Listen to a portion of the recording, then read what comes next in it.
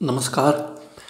आज का हमारा टॉपिक है सरसों के पत्ते और मेथी के पत्ते। क्योंकि सर्दियों में आजकल हम सरसों का साग या मेथी का साग बनाते ही हैं। तो चलिए आज देखते हैं कि आयुर्वेद में इसके क्या गुण कहे गए हैं। तो चलिए लेट्स स्टार्ट। इनमें कड़वा रस होता है मेथी के पत्तों में, और ये गर्म स्वभाव के होते हैं। ये वात रोगों के लिए लाभकारी है।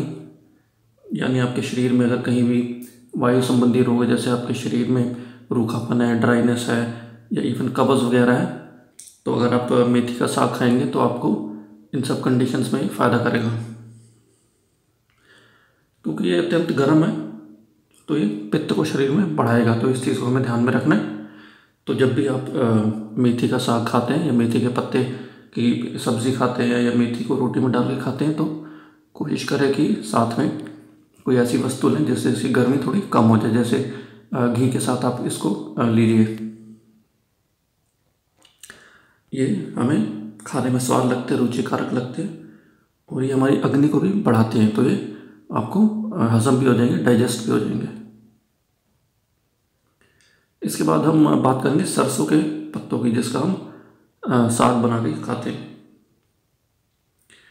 अब ये अत्यंत गर्म है। ना सिर्फ ये इनको हमारे आयुर्वेद में गर्म कहा है, ये अत्यंत गर्म है, बहुत ही अधिक ये तीक्ष्ण उष्ण है, गर्म है। इस चीज़ को ध्यान में रखें।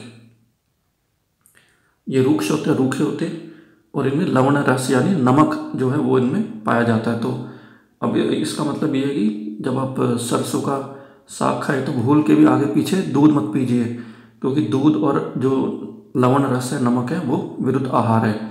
तो आप ज़रूर ये चीज़ का ध्यान रखें, वरना आपको स्किन के डिजीज़, चर्म रोग वगैरह हो सकते हैं।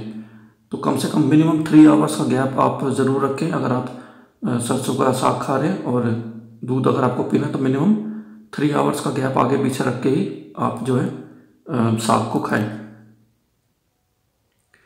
ये पचने में भारी होते हैं, तो अगर आपकी पाचक अग्नि स्ट्रांग नहीं है तो ये आपको दिक्कत करेगा। आपको पचने में ये डिफ़िकल्ट है, तो आप इसको कम क्वांटिटी में खाइए। अगर आपकी पाचक अग्नि ठीक है तो आप इसको आराम से हजम कर सकते हैं। अब देखिए, एक और इसका एक बहुत बड़ा दुष्प्रभाव है। ये तीनों दोषों को बिगाड़ेगा। यानी आपको अगर कफ संबंधी रोग है, नज़ला जुकाम वगैरह, तो उसमें भी ये सूटेबल नहीं है। अगर आपको गर्मी के रोग हैं, पित्त के रोग हैं, तो ये शरीर में बहुत अधिक गर्मी बढ़ाएगा। और वायु संबंधी रोगों में भी ये आपको नुकसान करेगा।